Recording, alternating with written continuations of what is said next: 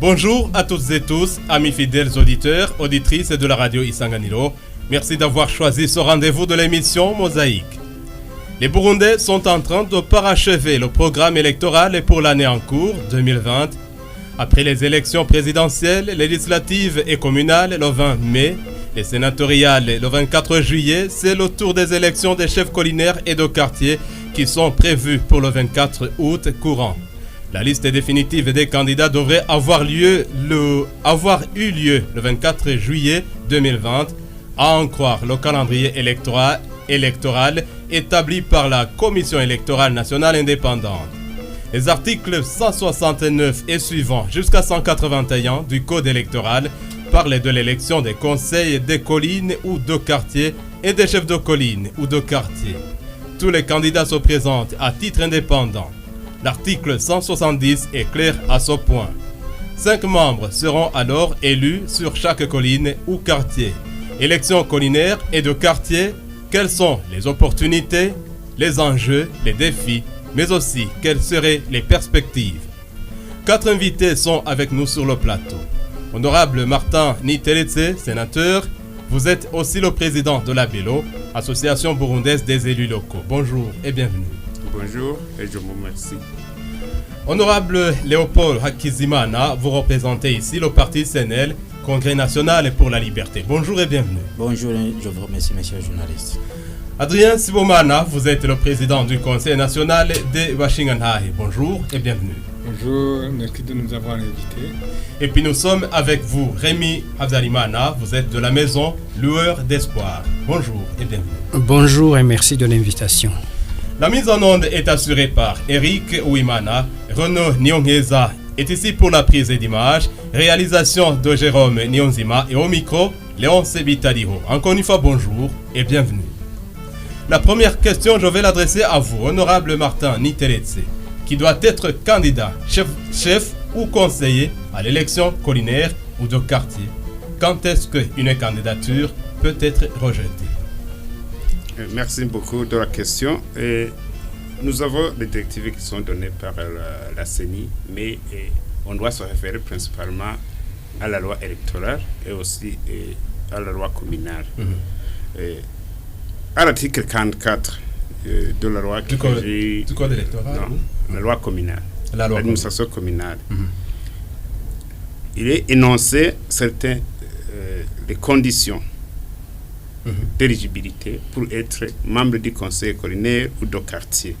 Je cite: le candidat membre du conseil de colline ou de quartier doit être de nationalité burundaise, être légalement domicilié dans la colline ou dans le quartier. 3. Avoir 25 ans révolus au moment de l'élection. 4. Jouir d'une moralité et d'une intégralité irréprochable dans l'entourage et y résider en permanence. 5. Et enfin, être possesseur d'une carte d'électeur ou enrôlé comme électeur. Donc, ce sont les 5 conditions d'éligibilité. Lorsque tu ne remplis aucune de ces conditions, tu es éliminé d'office. Donc, première condition, être de nationalité burundaise. Si tu n'es pas de nationalité burundaise, tu ne peux pas poser ta candidature. Ils sont en tout cas tous des Burundais, les candidats. Oui, les candidats, espérons. Oui. Ah oui. Être légalement domicilié dans la colline ou dans le quartier. Tu peux être natif ou ressortissant d'une colline ou d'un quartier, mais ne pas y résider. Donc, ils doivent chercher des voies chez eux. Ah oui. Dans son lieu de résidence, domicile. Alors, 3. Avoir 25 ans. Si tu n'as pas 25 ans révolus au moment de l'élection, tu ne peux pas être candidat. Et 4. Jouir d'une moralité et d'une intégrité irréprochable dans l'entourage, y résider en permanence. Il y a 3 conditions là. Et jouir d'une moralité irréprochable. Et il faut être intègre. Oui, il faut être intègre et avoir une moralité irréprochable dans l'entourage. C'est-à-dire sur la même colline ou dans le même quartier. Quelle est cette astuce pour déterminer si quelqu'un jouit d'une moralité irréprochable, pour détecter si quelqu'un est intègre? Comment déterminer? Si par exemple quelqu'un porte sa candidature, alors que derrière lui il y a clamé public, par exemple qu'il est voleur, qu'il est violeur de femmes ou de filles, de jeunes filles, ou d'autres actes irréprochables plutôt. Il ne peut pas être candidat. La moralité est établie par l'entourage. Et il y a cet article 170 du Code électoral qui dit que les candidats doivent se présenter à titre indépendant. Il ne faut pas qu'ils représentent des partis politiques. Oui, ça c'est une particularité par rapport aux autres scrutins. Pourquoi? Parce qu'au niveau des élections présidentielles, législatives, sénatoriales, communales, on se présente généralement sur une liste électorale et généralement la liste est bloquée. Mais pour ce cas-là, c'est une particularité parce que les élections au niveau collinaire, on se présente individuellement.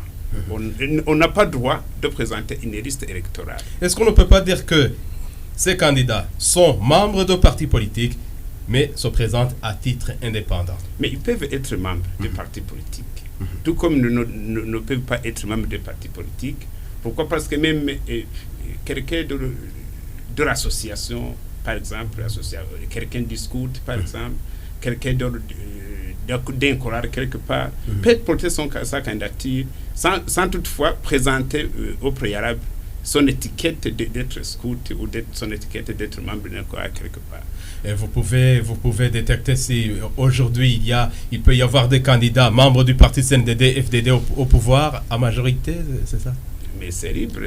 Lorsque ils le veulent ainsi, mais tout individu, tout citoyen qui remplit ces conditions qui sont énoncées à l'article 44 peut porter sa candidature. C'est libre. Oui.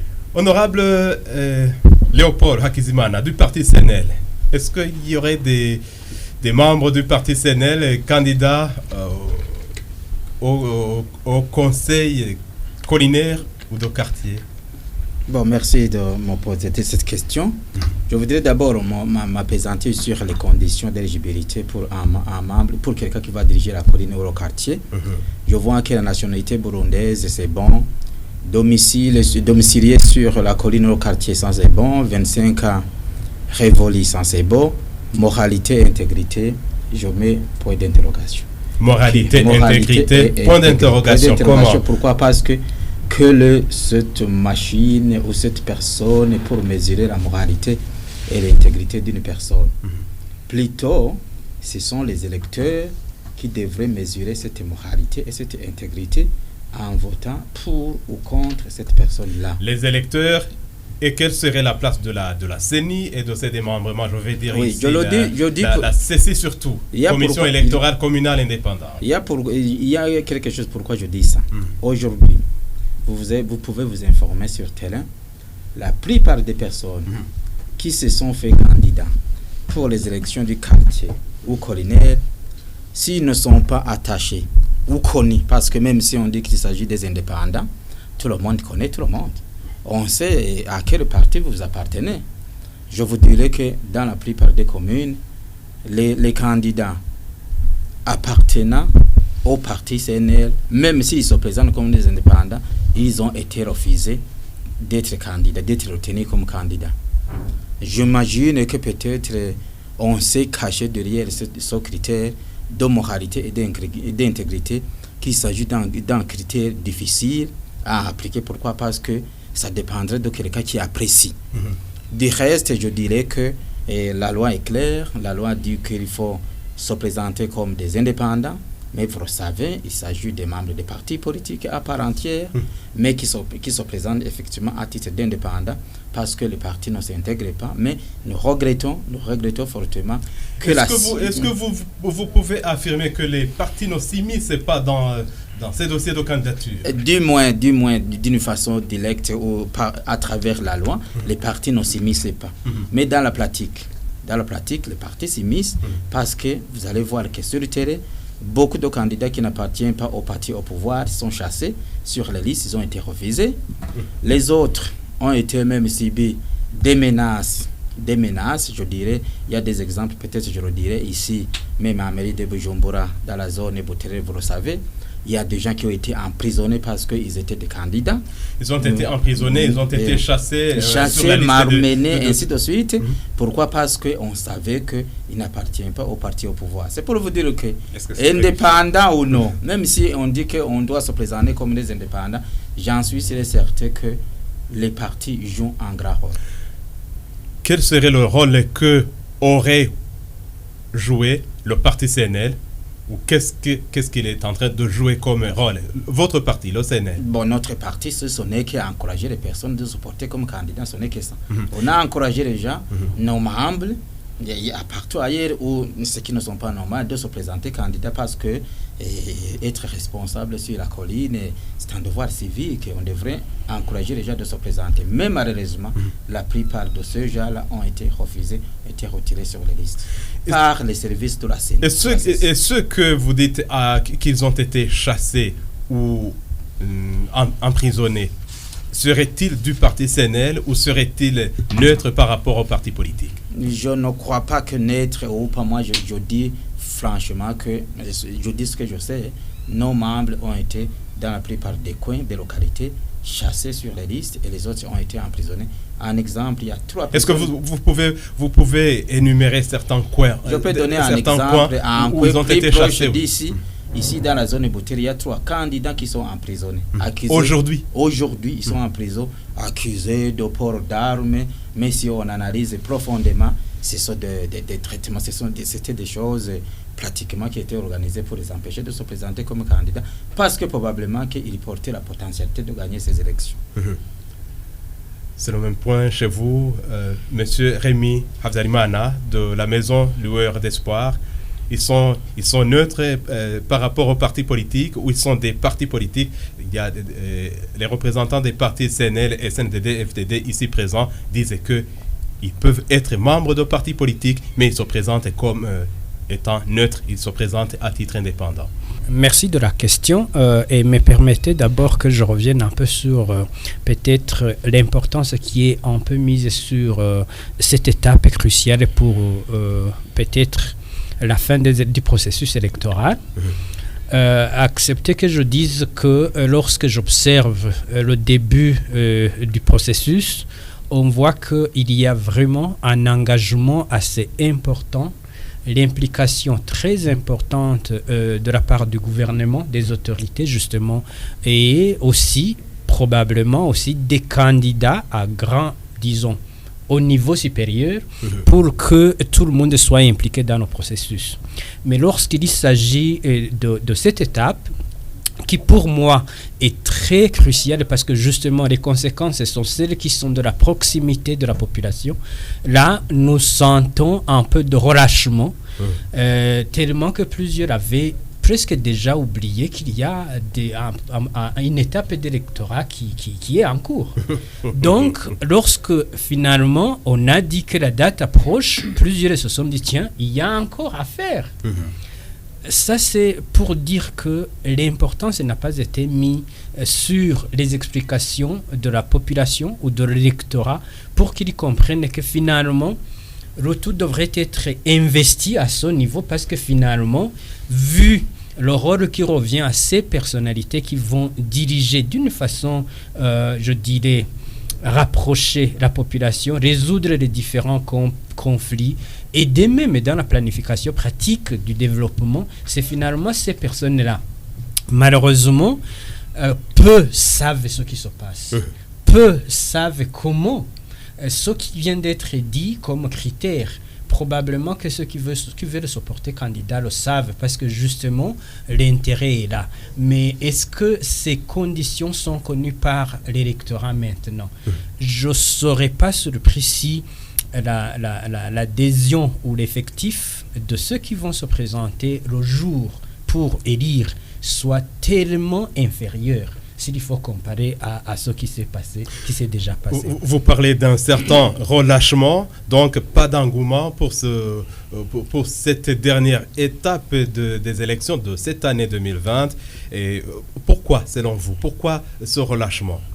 La population burundaise est de culture d'oralité. On a vu en tout cas que le 20 mai, il y avait un engouement justement égal. Parce que tous les mécanismes, tous les systèmes de communication étaient engagés justement pour sensibiliser, expliquer, justement parce que peut-être à ce moment-là, ceux qui étaient candidats avaient une portée assez importante pour justement faire savoir ce qu'ils veulent pour se faire connaître aussi. Mais tout le mécanisme de communication était engagé à cette époque. Mais s'il faut voir ce qui se fait effectivement aujourd'hui, c'est ce constat malheureux que la majorité de la population se retrouve surpris lorsqu'elle entend qu'il y a encore une étape d'électorat qui est là et qui les attend. Vous comprenez donc, lorsqu'ils sont surpris, c'est-à-dire que l'engagement laisse à désirer aussi. C'est-à-dire que l'adhésion n'est pas là. C'est-à-dire que les interrogations qui devraient être posées et recevoir des réponses pour que, justement, on élise en sachant pourquoi on élit et qui on doit élire. Là, c'est encore des questions qui, pour moi, ne trouvent pas encore de réponse, alors que c'est justement ces personnes-là qui devraient répondre aux questions précises de la population parce qu'ils sont dans la proximité. Est-ce qu'ils sont ou pas des partis politiques, là, les candidats? Je crois que je devais rejoindre le représentant du CNL qui dit que au point de vue légal ou théoriquement, s'il faut le citer, ils sont indépendants. Mais pratiquement, là, c'est autre chose parce que, encore que, ce n'est pas interdit. Donc, c'est pas interdit quelqu'un du parti politique. Exact. Là où le bras baisse, c'est au cas où, effectivement, ces partis venaient pour, j'allais dire, perturber le bon déroulement de cet indépendant lorsqu'il il poursuit son processus pour l'électorat.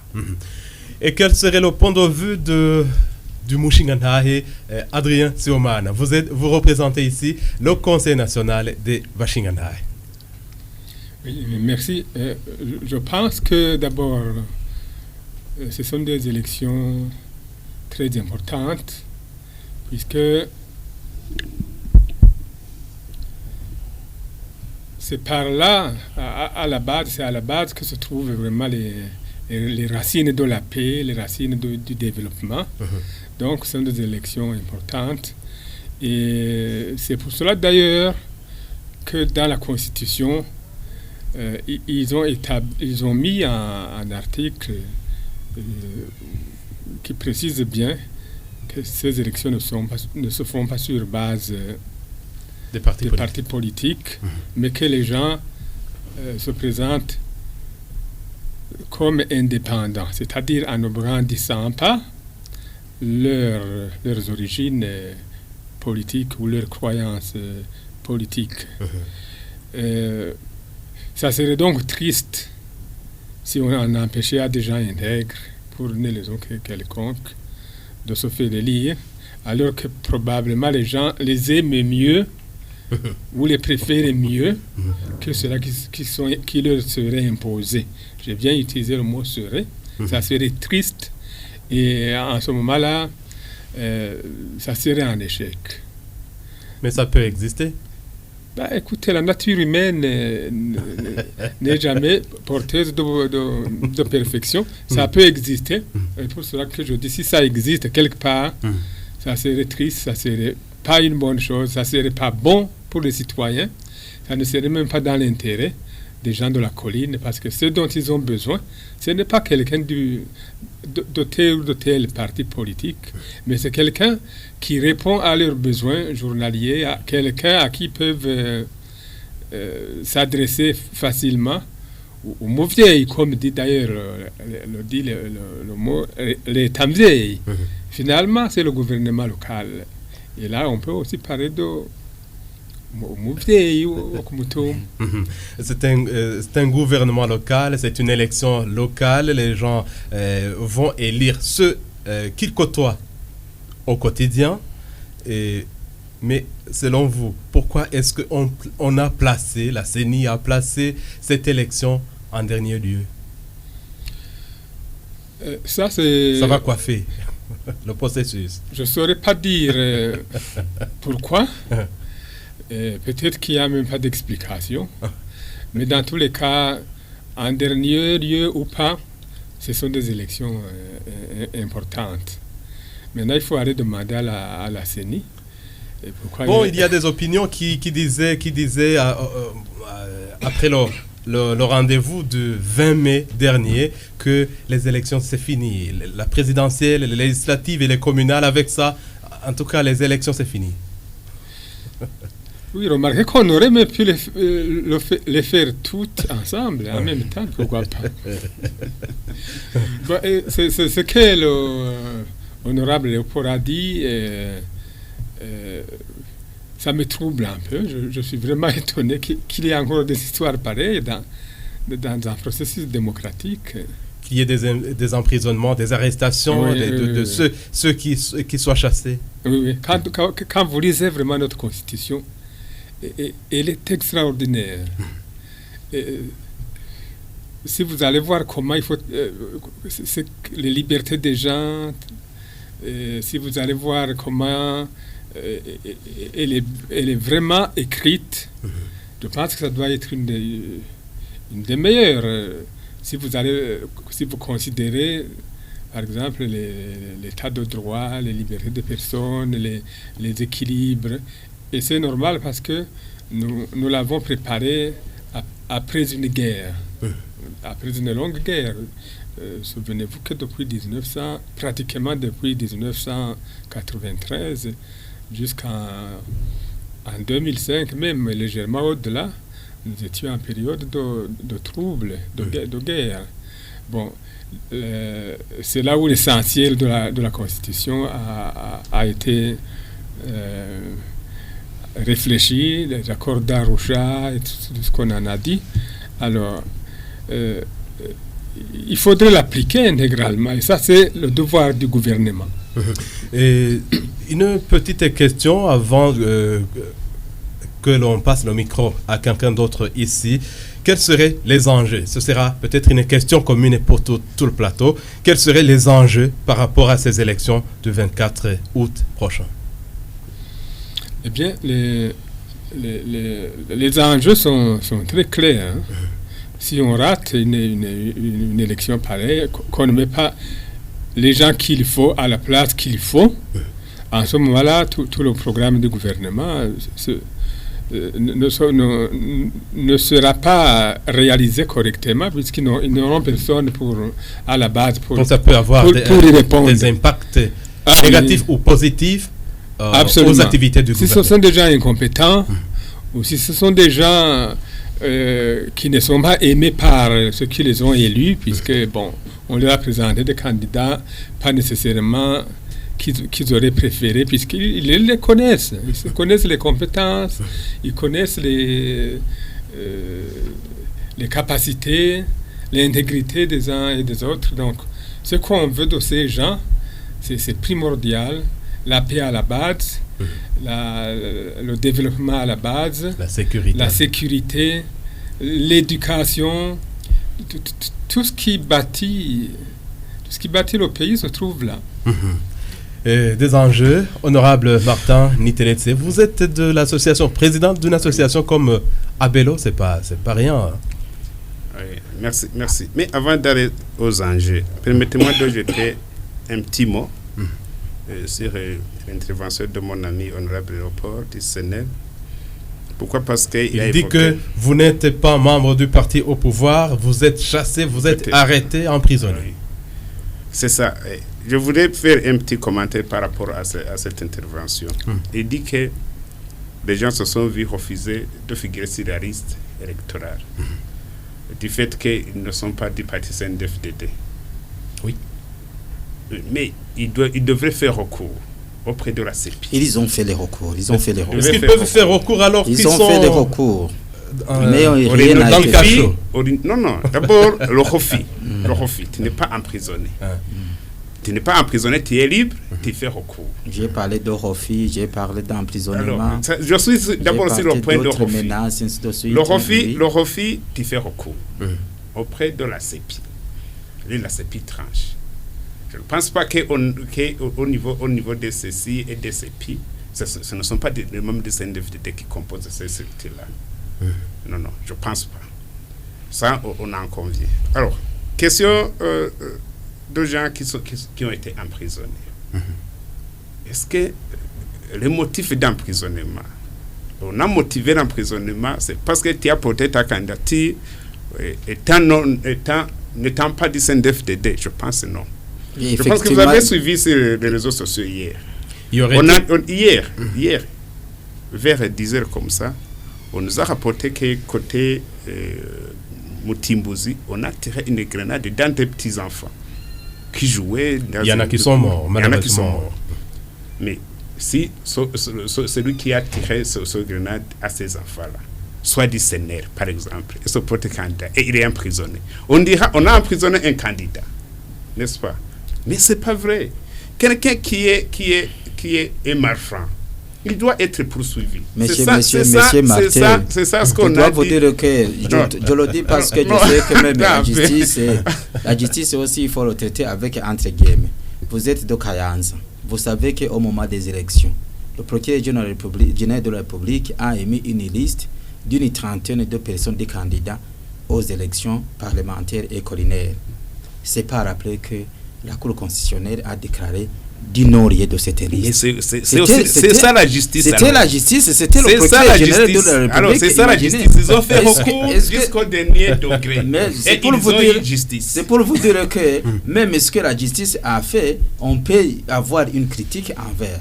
Oui. Ce n'est pas parce que c'est la justice qui a été que tout est normal, tout est fait. Tout n'est pas normal, mais il n'est pas globalisé. Je ne globalise pas. Pourquoi? Parce que si vous parlez, je n'ai pas parlé de tout le pays.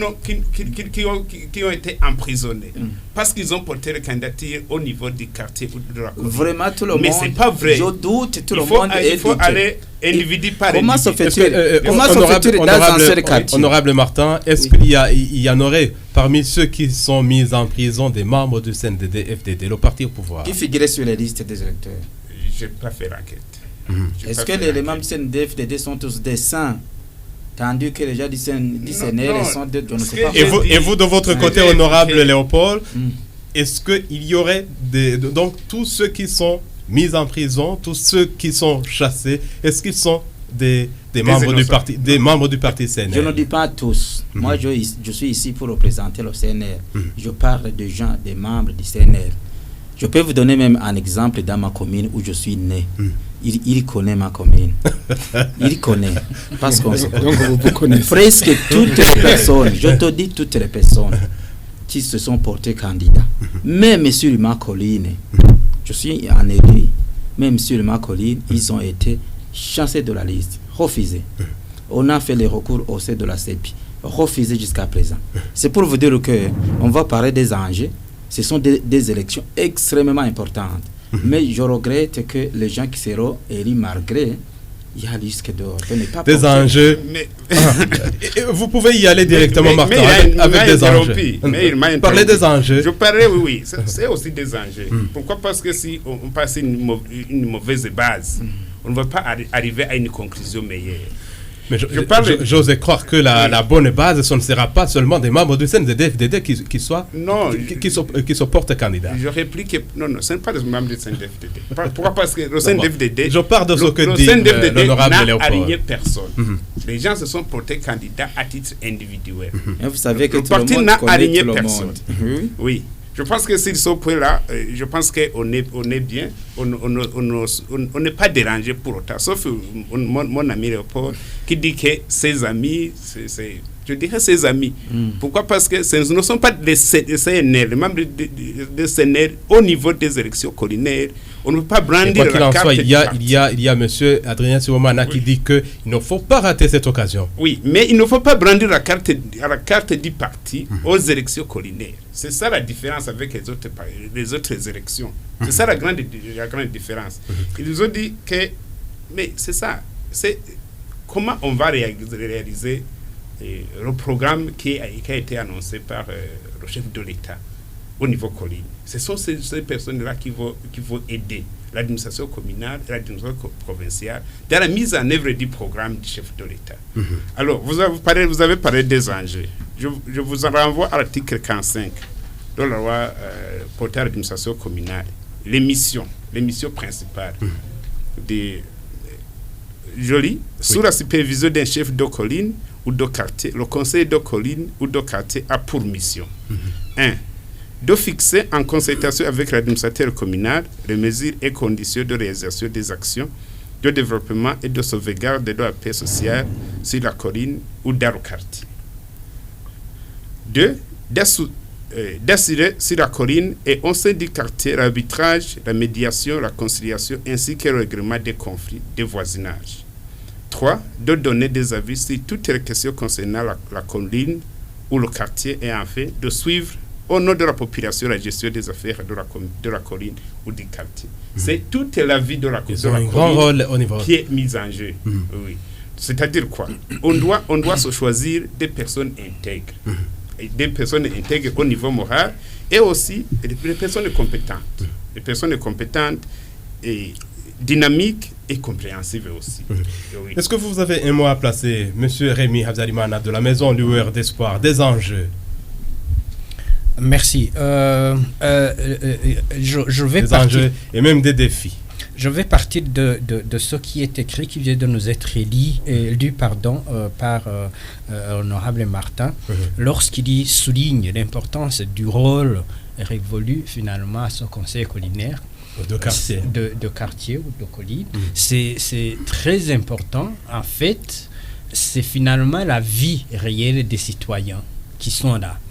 Et s'il faut cette fois-ci lier cela avec les critères de choix de ceux qui doivent être élus pour justement jouer ce rôle, c'est là où il faut effectivement faire en sorte que, comme je le disais tout au début, si la situation est inversée, je dis bien inversée, lorsque tout le poids est mis aux législatives, aux présidentielles, ce qui est très important, mais que finalement le poids est allégé au niveau de ces élections collinaires, finalement, il risque d'y avoir un déséquilibre aussi lors de la mise en œuvre. C'est un risque par rapport à ce que, si on se réfère à ce que vous avez dit tantôt. Exact. C'est un grand risque parce que le gouvernement a beau avoir un très grand et bon plan, le problème, la mise en œuvre, c'est à la base.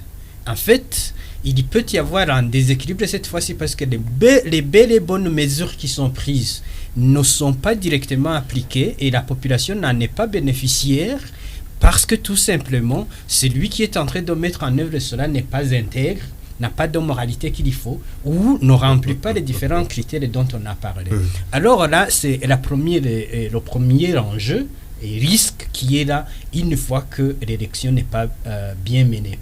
Deuxièmement, c'est ce problème justement qui ferait que si le problème, cette consolidation de la paix n'est pas mise, cette médiation n'est pas bien faite, s'il y a justement ces questions qui ne trouvent pas encore de réponse, lorsque nous entendons nos deux parlementaires, justement, l'un se rangeant de ce côté, l'autre disant cela, ça sous-entend qu'il y a des questions qui n'ont pas encore trouvé de réponse. Et la question est, est-ce que cette équipe qui va être mise sur pied, qui doit jouer la médiation, aura l'adhésion des deux camps, finalement, s'il y a une partie qui n'est pas contente, déjà qui n'accepte pas son médiateur. Vous comprenez donc que là aussi, il peut s'agir d'un problème dont la racine est la même. Et demain, le médiateur voudra bien jouer son rôle, mais faudrait-il que les deux belligérants, permettez le terme, acceptent sa moralité pour qu'il soit médiateur. Donc c'est aussi un autre problème qui peut surgir demain si de tels petits problèmes, je m'excuse de les qualifier de petits, ne sont pas réglés à temps. Enfin, c'est cette planification qui cette fois-ci devrait partir de la base vers le sommet. Parce que vous comprenez que le gouvernement pourrait bien planifier d'une façon globale à partir du sommet, mais faudrait-il qu'il y ait aussi des propositions qui proviennent de la base, compte tenu de la vie réelle et des besoins réels de la colline ou du quartier, qui soient proposés au niveau de la commune, qui remontent au niveau de la province, pour finalement rencontrer le plan gouvernemental, que finalement cette fusion revienne, comme on le dit si bien actuellement, que le développement part de la population et revient à la population. Donc, il faut qu'il y ait vraiment cette montée de la proposition. Alors, s'il n'y a pas de cohésion au niveau de ce conseil collinaire, le risque est que effectivement il n'y ait pas de fusion ou d'adhésion ou de cohérence entre les bonnes propositions du gouvernement à l'endroit de la population à la base et vice-versa. Espérons qu'il y aura plutôt une bonne cohérence. Honorable Léopold Hakizimana, des enjeux, des défis. Oui, il y a extrêmement d'enjeux sur les élections locales. Tout à l'heure, vous avez discuté avec l'honorable Martin. Là, vous n'allez pas y revenir. Je ne vais pas y revenir. Il y a extrêmement d'enjeux. C'est pourquoi peut-être le constitutionnaliste a imaginé que les élections collinaires soient posées d'une façon indépendante pour éviter des influences des partis politiques. Si cela pouvait réussir comme tel, ça sera une élection type démocratique, type la démocratie grecque que nous avons étudiée dans le passé. Pourquoi? Parce que le chef collinaire, c'est bien lui, le président de cette colline. Le conseil collinaire, c'est l'assemblée de cette colline, c'est le gouvernement de cette colline. Pourquoi? Parce que même si vous imaginez le pauvre paysan là, dans les coins de montagne, est-ce qu'il a combien de chances pour rencontrer le président de la République? C'est pas possible, c'est pas facile. C'est lui qui va rencontrer, c'est bien le chef collinaire, c'est-à-dire le chef du quartier, c'est lui le président, son président, c'est lui, comme on le dit dans le jargon, c'est pourquoi vraiment je regrette réellement, on a dit y injecter des doses politiques, des doses de partis politiques, imaginez dans le choix des candidats. Pourquoi? Parce que c'est la population elle-même, parce que ce sont des élections de proximité qui savent très bien qui est capable, qui il peut s'adresser, qui peut confier ses problèmes. C'est la population qui devrait sélectionner. Si la CECI ou les blanches de la CENI, les démembrements de la CENI, s'ils sont immiscés vraiment pour chercher tel ou tel, ils auraient commis une erreur pour la nation, ils auront commis une erreur pour la démocratie, et ça sera vraiment un échec pour la démocratie, parce que c'est la démocratie à la base. Il y a du côté de lueur d'espoir, Rémi Habzalimana qui dit qui craint pour un relâchement pour cette élection prévue le 24 Bon, j'imagine août. qu'il n'y a pas tellement de relâchement, parce que la CENI est en train de publiciser cette élection. J'imagine même si l'élection est placée en dernier lieu, peut-être que c'est une décision politique. Pourquoi? Parce qu'il y a ce qu'on appelle un effet d'entraînement dans les élections. Probablement qu'on a pensé que parce qu'on a déjà voté le président de la République, on a déjà voté l'Assemblée nationale, déjà voté le Parlement, il faut aller toujours dans le même sens. C'est ce qu'on appelle effet d'entraînement. Mais si cela nous tient, j'imagine que l'élection est l'élection. Si on devrait élire des vrais leaders, des vrais bachinganars de collines, on pourrait même renverser. Même si au niveau du sommet, il y a quelque chose qui ne marche pas, ça devrait être corrigé au niveau collinaire, au niveau local. Passons le micro à M. Adrien Siomana. D'un côté, il y a les chefs collinaires ou de quartier, les conseillers collinaires ou de quartier, mais aussi il y a d'un autre côté le conseil national, le conseil des Bachingana qui est représenté au niveau aussi des collines. Vous ne craignez pas un probable chevauchement entre les deux groupes, les élus et les notables, sur la colline ou dans le quartier? Oui, c'est vrai que sur chaque colline, il existe des Bachingana. Et la différence entre les Bachingana et les élus, c'est que les élus ont un mandat qui se termine au bout de quelques années. Mais le Moshingana est investi. C'est 5 ans, oui. Oui, c'est 5 ans. Mais le Moshingana, il est investi à vie, sauf s'il commet des fautes graves. À ce moment-là, on l'élimine de la position de Moshingana. Je ne connais pas de cas de chevauchement, sauf quand il y a une mauvaise gouvernance. Nous avons eu des cas où les Bashingana étaient malmenés, on leur a empêché de trancher. Mais si des gens viennent s'adresser à vous en disant j'ai un problème avec celui-là, Un voisin. Oui, un voisin, avec mon voisin, je voudrais que vous, messieurs, et vous, madame, vous puissiez nous réconcilier. Qu'est-ce qui devrait empêcher cela? Au contraire, il n'y a pas de chevauchement. Je pense que là où ça marche très bien, c'est là où ils collaborent. Et ils sont vraiment faits pour collaborer, pour travailler ensemble. Et quel serait ce genre de collaboration que vous souhaiteriez, que vous souhaitez le moment venu? Bientôt, on va passer à l'élection de ces gens, les 5 au niveau des collines, qui vont trouver sur place la représentation du Conseil national des Bashingana. Oui, j'aimerais d'abord vous dire que les Bashingana ne sont pas investis s'il y a une position locale.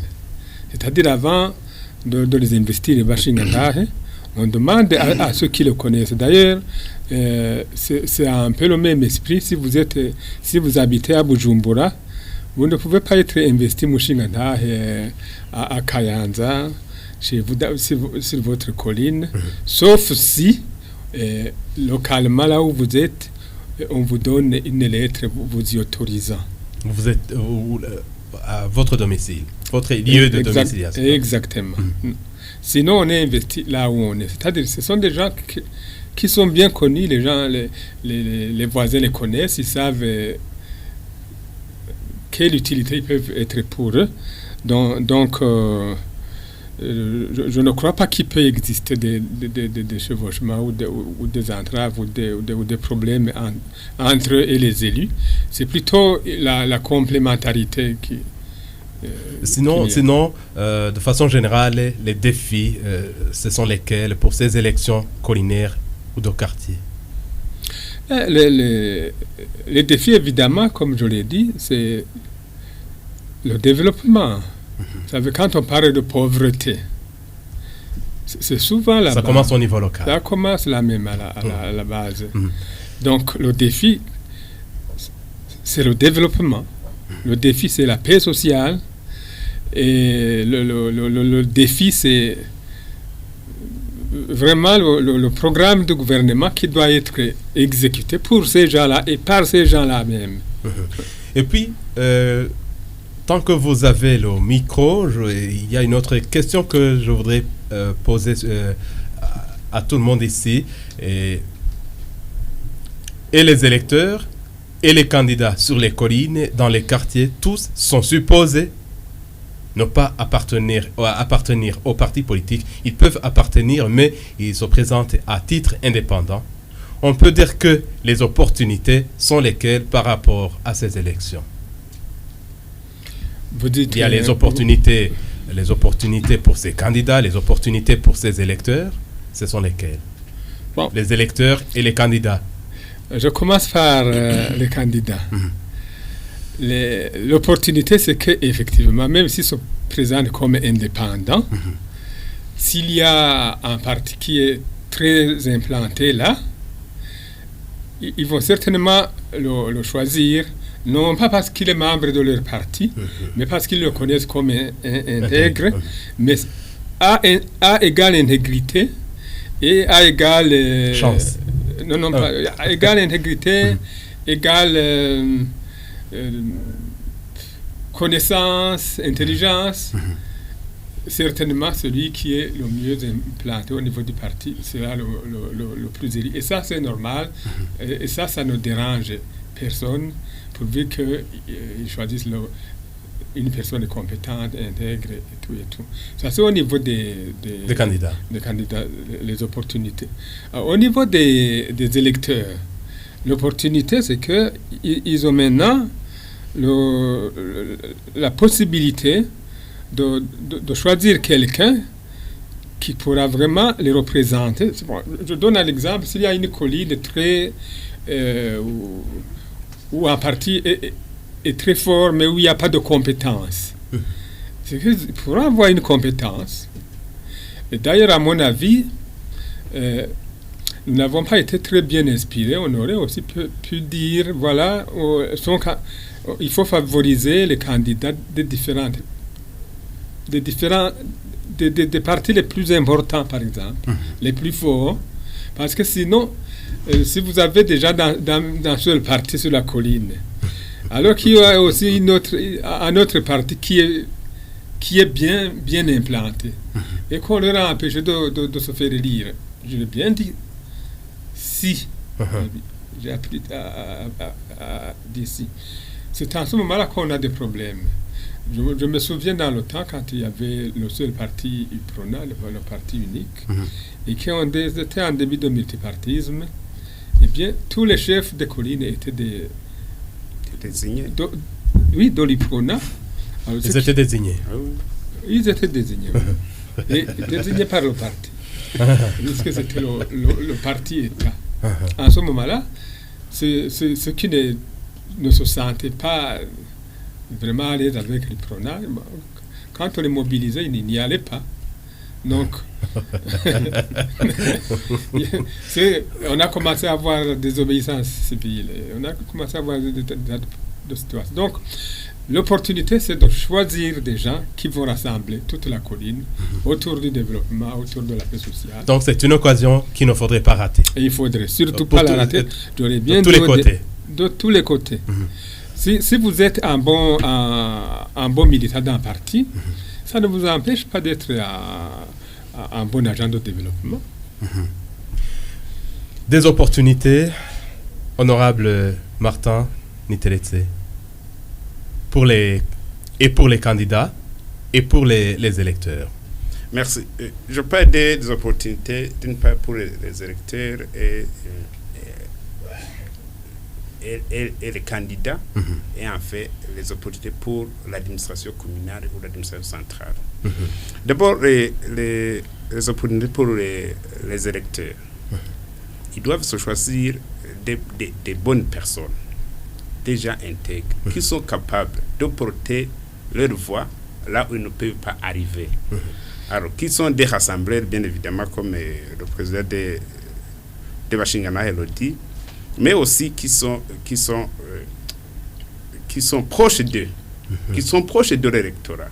Pourquoi? Parce qu'ils doivent être à la proximité pour écouter les desiderata de la population, de l'électorat, afin de les porter à l'échelle communale, provinciale, pourquoi pas nationale.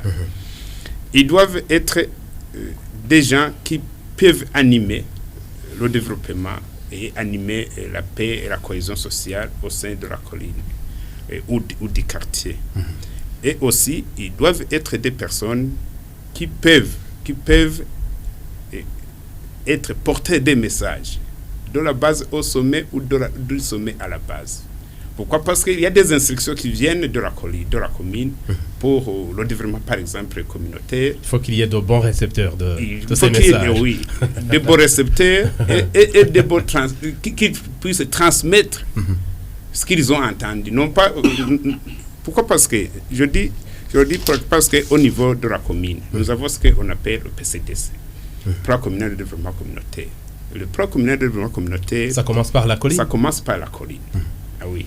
Ce sont les gens de la colline qui se rassemblent, je dirais, les rassemblements collinaires, les rassemblements collinaires qui sont dirigés par les chefs de colline, donc les élus collinaires, les 5, et appuyés par le comité collinaire de développement, ensemble, et ils dressent un tableau des besoins, des priorités de la colline. Alors, ce sont ces priorités-là qui sont transmises à la commune, à la commission communale, pour qu'ils puissent être traduits en projet. Alors, ils doivent être alors à la hauteur. Ils doivent être à la hauteur de transmettre tout ce que la population locale a demandé. Et ils doivent aussi être capables de rapporter aussi. Ça, c'est un. De deux, il y a les opportunités pour l'électeur. L'électeur, et il est satisfait lorsque celui en qui il a placé sa confiance est capable de répondre, de le représenter valablement. Donc il faut qu'il choisisse des gens qu'il faut. Des gens qu'il faut dans la place qu'il faut. Alors pourquoi? je me réfère alors à la loi aussi. À l'article 45 de la loi fixant l'administration communale, nous avons au point 3 que le conseil communal a pour mission de donner des avis sur toutes les questions concernant la colline ou le quartier. C'est toutes les questions, les questions sociales, la justice, la paix, la sécurité, le développement, tout ce qui est en rapport avec la vie de la population. Ils doivent s'assurer que tout va bien. Alors, pour l'autorité communale ou l'autorité centrale, j'ai vu des défis au niveau des communes. Il y a des administrateurs. Il y a des communes qui ne se réfèrent pas. Non. Il y a des administrateurs communaux qui sont presque en conflit avec certains chefs de colline. Pourquoi? Parce qu'ils donnent des messages, les messages n'arrivent pas. Ou les invités dans des réunions, ils arrivent avec un retard d'une heure, 2 heures, ils rentrent même bredouilles. Alors, l'administrateur communal ou le conseil communal, il n'a pas ne sait pas quel pied danser sur cette colline-là. Bon, il y a le temps qui presse. Oui, je termine. Vous avez parlé du chevauchement entre les Bashinganaï et les élus. En principe, il ne veut pas y avoir des chevauchements. Il devrait y avoir complémentarité. Les conditions édictées par la loi pour être élu membre du conseil collinaire ou du quartier, ce sont les conditions presque énoncées par les Bashinganaï. Un vrai Mushinganaï devrait être élu au niveau collinaire et être membre du conseil collinaire, et il peut combiner les deux. C'est pas incompatible. C'est pas incompatible. Donc, s'il y a des Bashinganaï dans les conseils collinaires, ils vont apporter les pierres à l'édifice de la colline. S'il n'y en a pas un, peut-être qu'il y a un problème, ils n'ont pas voulu se faire élire, ou ils ne sont pas des vrais Bashinganaï, au vrai sens du terme, les vrais notables. Alors, ils vont apporter les pierres progressivement dans ces avis-là. La population tout entière est invitée, y compris les Bashinganaï eux-mêmes. Merci. Et des opportunités, honorable Léopold Hakizimana du parti CNL, des opportunités qu'il y a. Et vous y allez directement avec un appel. Un petit mot à dire quand vous avez rassemblé le représentant des élus et le représentant des Bashinganaï. Vous avez parlé de chevauchement. Si les choses ne sont pas clarifiées d'une façon claire, il y a risque de chevauchement. Parce que j'ai appris des paroles du président de la République qu'il voulait, parmi son programme politique, qu'il voulait réinstaurer la justice traditionnelle, c'est-à-dire la justice des Bashinganaï à la base. Alors, il y a un risque. Est-ce que cette justice sera confiée aux élus, aux Bashinganaï, à qui? Moi-même, je soutiens qu'il faut rétablir cette justice à la base, parce que ça permettra de prendre des décisions morales. Parce que moi je suis magistrat. Je sais qu'il y a des infractions, des petites infractions, des petites affaires qui montent chaque fois au parquet, qui montent chaque fois dans les tribunaux, alors qui devraient être traitées à la base et d'une façon satisfaisante. S'il advenait que le programme de réinstaurer la justice traditionnelle sera rétabli, ça sera une solution même pour désengorger les prisons du Burundi, parce que beaucoup de gens sont emprisonnés pour des raisons inavouées. Je le dis parce que je suis magistrat et je suis quelquefois les notions de la justice. Sur les opportunités, je dirais qu'il faut que les électeurs le sachent très bien. Les élus, non, commençons par les électeurs. Ils doivent choisir des hommes de confiance, parce que ce sont ces élus qui vont jouer le relais entre la population et l'autorité communale, ou si vous voulez provinciale, ou au niveau national. S'il ne s'agit pas des hommes de confiance et qui sont d'une intégrité totale, il y aura coupure il y aura, je dirais, la coupure enforcée entre la population locale et les autorités au niveau supérieur. Et pour les élus, ils doivent savoir, les candidats doivent savoir qu'ils devraient être des hommes rassembleurs. Ce sont des artisans de la paix sociale, ce sont les artisans de la justice, ce sont les artisans de la sécurité et du développement. Pourquoi? Parce que même les personnes qui se sentent en sécurité sur la colline ou dans le quartier, même ceux qui croient pouvoir quitter le pays pour se réfugier dans un autre pays, il prend le départ sur la colline. Si le dirigeant de la colline est vraiment un homme dopé et donc est rassembleur, il devrait tranquilliser la personne ne devrait pas quitter la colline parce que la sécurité commence sur la colline. C'est pourquoi vraiment j'insiste à ce que ce gens-là devraient être les hommes dopés. Et un appel que vous lancez aux uns et aux à autres. ces personnes. Il faut que ce soit des hommes de la paix. Il ne faut pas que ce soit c'est la paix sociale. La paix sociale, c'est les colonies. Ils doivent savoir que sur la colline, il y a des personnes de diversité, de multiples diversités, qui appartiennent à de plusieurs partis politiques, qui appartiennent à des ethnies différentes. Ces hommes-là doivent être au-dessus de la mairie pour tranquilliser la population, pour que la colline ou le quartier soit une zone de paix. Parce que là où il n'y a pas de paix, il ne peut pas y avoir de développement. C'est la paix qui est la base de ce développement. C'est ça les opportunités que moi je vois. C'est le même appel. Et puis pour les autorités communales. Il y a des autorités, l'administration, oui. L'administration communale, il faut garder le lien. Mais il y a aussi les partis politiques, l'administration et les partis politiques. L'administration communale devrait garder le lien entre elle et l'administration collinaire. Il ne faut pas qu'il y ait une coupure entre les deux. Il faut que tous les deux se communiquent mutuellement. Et les responsables de partis politiques? Les responsables de partis politiques, je sais que tout parti politique est inscrit dans son agenda la paix. Il faut, si un membre de mon parti est élu comme conseil collinaire au quartier, le premier message, c'est de lui dire d'être l'artisan de la paix, comme je dois le dire pour les autres partis politiques. Rémi Habzalimana, de la maison Lueur d'Espoir, un appel aux uns et aux autres, aux candidats, aux électeurs, aux responsables de partis politiques et à l'administration aussi.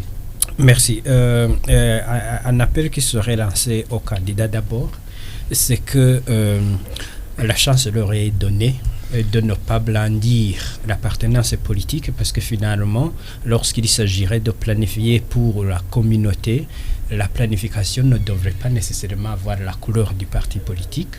C'est juste répondre aux besoins de la population locale.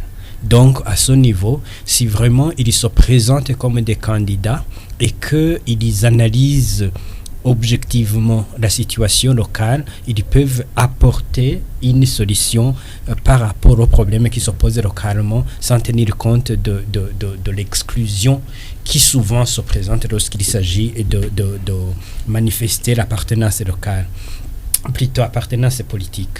Deuxièmement, c'est un avantage très important qui pourrait constituer un point de départ au niveau de l'unité, cette fois-ci, des habitants de cette colline. Parce que des fois, on entend qu'il y a des divergences qui sont nées à partir des divergences politiques, de vues politiques, mais non qu'ils peuvent planifier et finalement résoudre ces problèmes en écartant la priorisation, si vous voulez, de cette idée d'appartenance politique. Finalement, au niveau de la colline, je me dis que c'est très rare que les habitants d'une même colline aient des besoins qui se rapportent aux idéaux politiques ou d'un parti ou d'un autre. Mais s'ils ont des difficultés avec l'agriculture, comment ils doivent recevoir les semences sélectionnées, comment ils doivent envoyer les enfants à l'école, comment la vie au point de vue santé est traitée, tout ça c'est des questions de développement et qui finalement... Et qui se partagent. Exact, qui n'ont pas de limite politique. Toute personne a besoin d'avoir ces services sociaux effectués convenablement sans tenir compte de l'une ou l'autre appartenance politique. Enfin, c'est que finalement, avec le temps, on pourrait aller vers l'oubli de la priorisation de l'appartenance politique lorsqu'il s'agit de parler de développement et cohabitation sociale. Parce que finalement, si cette équipe qui se constitue au niveau de la base privilégie beaucoup plus les réponses aux questions locales, et que ces questions locales, comme nous venons de le dire, n'ont pas d'attachement au niveau des partis politiques, finalement, il y a lieu d'avoir une harmonie au niveau local et ils peuvent justement bâtir sur cela pour que ce soit une sorte de tremplin pour le développement de cette colline. Et il y a de l'espoir pour ça. Certainement. Il y a de l'espoir parce que chaque fois que les gens se mettent ensemble et discutent sur les questions communes, ils y trouvent des solutions communes, il y a de l'espoir. De l'espoir chez vous aussi, Monsieur Adrien Sibomana du Conseil national des Bachinganaï. Je ne doute vraiment pas, il y a de l'espoir. Vous savez, j'ai parfois dit que les États, les nations peuvent être comparés à une personne humaine. Il y a un moment d'enfance, d'adolescence et de maturité. Pour moi, vraiment, le Burundi est en train d'approcher la maturité. Et c'est le moment ou jamais où il faut vraiment saisir notre maturité pour nous développer harmonieusement. J'allais peut-être réagir un peu à ce qu'il a dit à propos de la justice Nayo Kumugina. Honorable Léopold. Oui, honorable Léopold. Il y a les Bashingana qui sont appelés à faire la conciliation, la médiation. Il y a aussi dans la loi, selon la loi, les élus locaux. Dans l'ancienne constitution, je pense, celle d'avant 2005. 1992. Oui, 1992. Sur la colline, c'était prévu que les Bashingana était une instance judiciaire. Je dis bien une instance judiciaire parce que...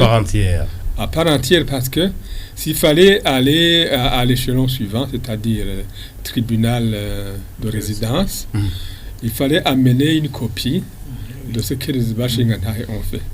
Maintenant, la question que se pose, honorable Léopold, est très simple. Il faut se référer à la Constitution qui précise qu'il y a la séparation des pouvoirs. Si on ramène l'instance judiciaire, qu'on la reconnaît au niveau de la colline, maintenant, il faudra trancher la question si les gens de l'administration, en l'occurrence les élus locaux, peuvent aussi être une instance judiciaire. Je crois qu'il y a un arbitrage à faire de ce côté. Il m'a bien compris, le juriste. Là, espérons aussi. Et merci à vous. Je vous remercie, monsieur Adrien Sibomana. Je rappelle que vous êtes président du Conseil national des Bashingana. Merci de votre contribution à cette émission Mosaïque. Merci beaucoup. Merci à vous, honorable Martin Niteretse. Vous êtes sénateur, président de l'association burundaise des élus locaux, ABELO en sigle. Merci d'être venu. Merci de votre contribution à cette émission. C'est moi qui vous remercie. Et merci à vous, Rémi Habzalimana de la maison Loueur d'Espoir. Merci aussi de votre contribution. C'est moi qui vous remercie. Merci également à vous, honorable Léopold Hakizimana du Parti CNL. Merci d'être venu. Merci d'avoir contribué à cette émission. Je dis merci, mais je dois vous dire que moi aussi j'ai de l'espoir. Vous ne m'avez pas demandé de l'espoir. Et mon espoir est porté sur si j'entends les discours des dirigeants à plus haut niveau, qu'il s'agit qu'il faut de la paix un peu partout. J'espère qu'il suffit que le discours soit transmis en pratique. La paix sera là. C'est ça mon espoir. Et justement, c'est par cet espoir que nous mettons un point final à l'émission Mosaïque pour aujourd'hui. Mise en onde par Eric Ouimana, réalisation de Jérôme Nyonzima, prise d'image de Renaud Nyongheza, et au micro vous étiez avec Léonce Vitaliho. Merci de nous avoir tenu compagnie et gardez l'écoute sur Isanganiro. À la prochaine.